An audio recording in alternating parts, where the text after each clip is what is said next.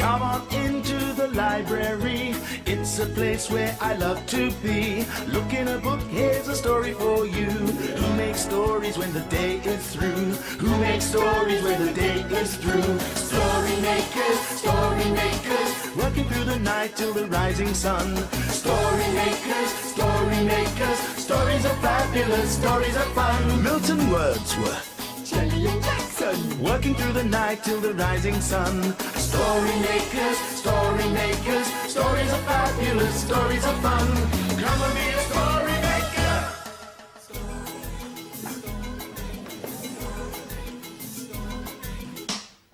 Story makers.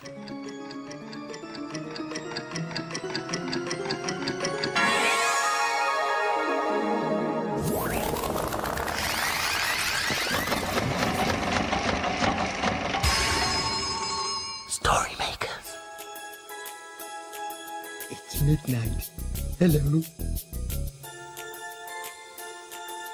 Has everybody gone? The sun is down, the stars are bright. Story makers come out at night.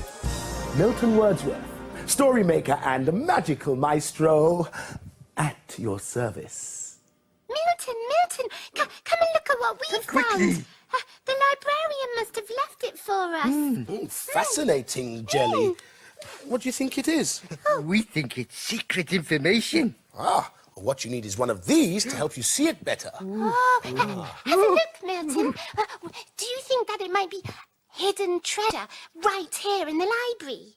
It all looks like gobbledygook to me. Gobbledygook what? Maybe it's a poem. I do love poetry. Does she like stories? Oh, I think so. Oh, I know. Let's use this dish to find out. Here it goes.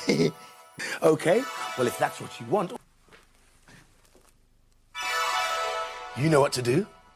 Now for some imagination. This is where we need your help. It takes a lot of imagination to get this story machine going. So, the secret ingredient that makes the story come to life. Ready to get the machine going? Join in with the magic words. Imagine that goat in your head and make it come alive, like this. Hands out. Imagine a story.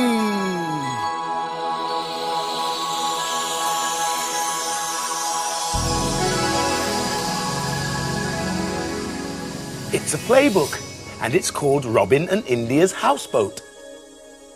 Where sea and river meet, at the edge of the land, there sits a houseboat. With a great red deck and a yellow cabin wall. Inside the houseboat, India, Robin and their mum were practicing their painting. They practice curves and curls, swirls and splodges and splidges. They painted flowers and trees for a very special reason. They were going to paint a boat garden for Dad's birthday. They quickly got to work in the hot sun, dabbing, sweeping, dripping the paint on the yellow wall, while Mum found some hats to keep the sun off. Their friend Ollie, who lived on a boat nearby, came to help. Wow! There was so much to do. Sweeping, stroking and spotting.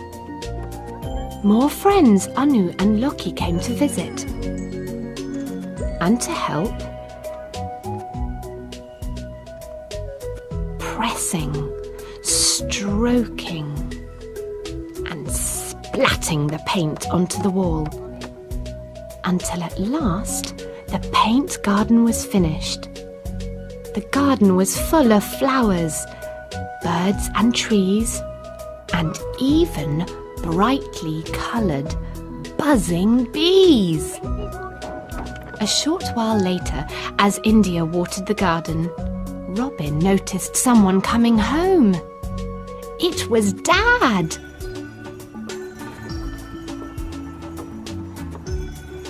Happy birthday!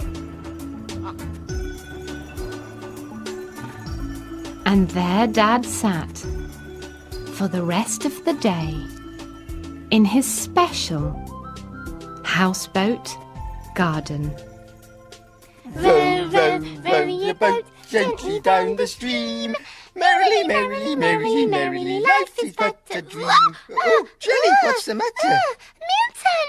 Milton! How can I be of assistance? If we put the blue and the moo in the machine, we might get a blue cow story. Is it Horace, Bar, or Joey? It's Bar! Yes, well done! Okay, let's use our imaginations. You too. Imagine, imagine, imagine a story.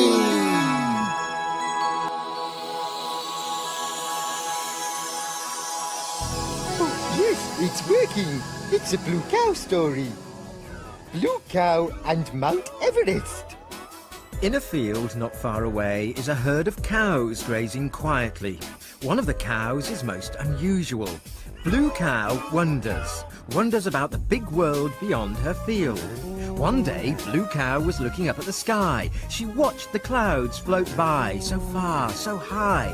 I wonder what it would be like to be high up in the clouds, looking down on the world. She's off again, said the other cows. So Blue Cow caught the bus that stops beside her field. I'd like a return ticket to a high-up place, please. There you go, madam. Hold very tight. And they set off for a very high place.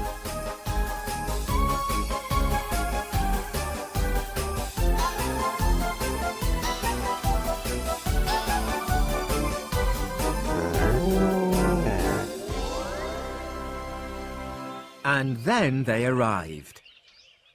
In front of her was the biggest thing she'd ever seen. It was so high, its top stuck out above the clouds. This is Mount Everest. It's the biggest mountain in the whole wide world. Wow! If you're thinking of climbing up Mount Everest, you'll need my help. I'm Morris the Mountain Goat. How kind of you. When can we set off? Minutes later, Morris and Blue Cow started to climb. Morris had given her a rope to hang on to, a thick woolly blue jumper to keep her warm, and some goggles to help her see better higher up the mountain. Morris and Blue Cow climbed for ages and ages. For days and days, they climbed over hard grey rock and soft white snow. They climbed when the sun shone down brightly and through huge windy snowstorms. When the climbing became difficult for Blue Cow, Morris pulled her up with a rope until, all of a sudden, Morris said, "Well, here we are then." Blue Cow climbed up to join Morris. There they were, on top of the mountain, on top of Mount Everest. There were clouds around and below them, and they looked down and saw the rest of the world far away. This is wonderful. We're looking down on the world. Wait till I tell the other cows in our field. Morris helped Blue Cow as they started to climb back down the mountain. Going down was quicker than going up.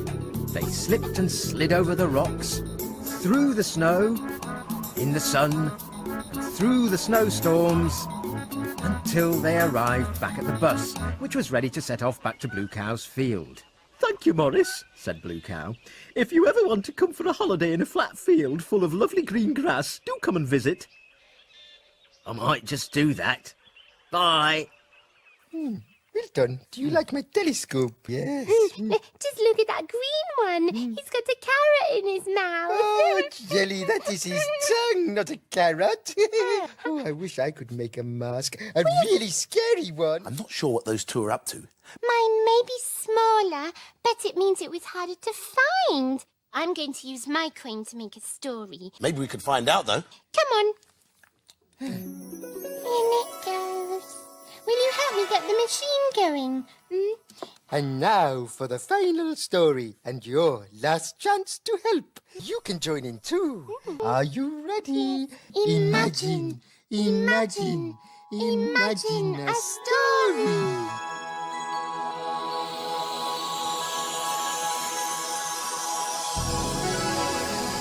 Well done, Jackson. It's a Kevin the Spaceman story. And the story's called Aliens. Kevin and Spanner in space to explore, seeking out planets never heard of before. Kevin and Spanner had landed their rocket on a strange-looking planet. It was green and sort of crusty and covered in odd-looking holes.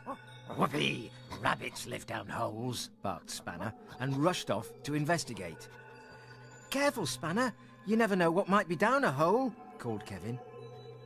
Spanner didn't care. He was dying to chase a rabbit. He frolicked around and around the holes. Suddenly, he heard a strange sound and stopped. He thought it was coming out of one of the holes. It was dark and hard to see. There didn't seem to be anything there. And then suddenly, a little green alien popped up from the hole. "Wee-hoo!" shouted the alien. Spanner howled and made a run for it back to Kevin. "What is it, boy?" asked Kevin kindly, but Spanner just trembled. Aliens started popping up and down all over the place. Plong, plang, plung, plod, blip, wee-hee! One of the aliens popped up in front of them. He was very strange looking. "Hello," it said. "Where are your friends?" asked Kevin. "We'd like to meet you all."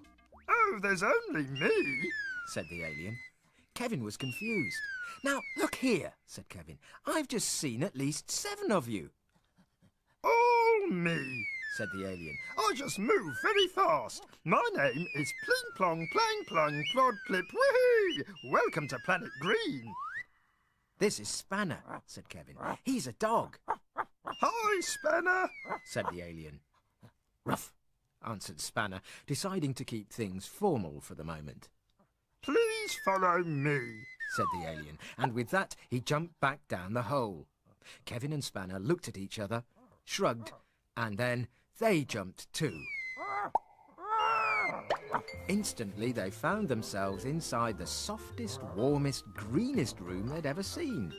"Welcome to my home," said the alien. "Do you like it?" "It's very nice," said Kevin. "Green's very fashionable this year." "Being an alien, I can grant one wish," said their new friend. "If you think of your most favourite thing, then it will appear." "Wow," thought Kevin. Suddenly, a pile of bones appeared in front of Spanner out of nowhere. Spanner had wasted no time in thinking of his favourite thing. Spanner licked his lips happily. He knew what he was going to have for dinner tonight.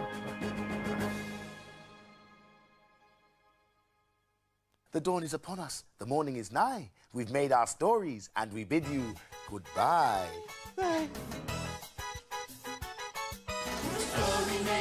Story makers, working through the night till the rising sun. Story makers, stories are fabulous. Stories are fun. Bye, story makers. See you again soon.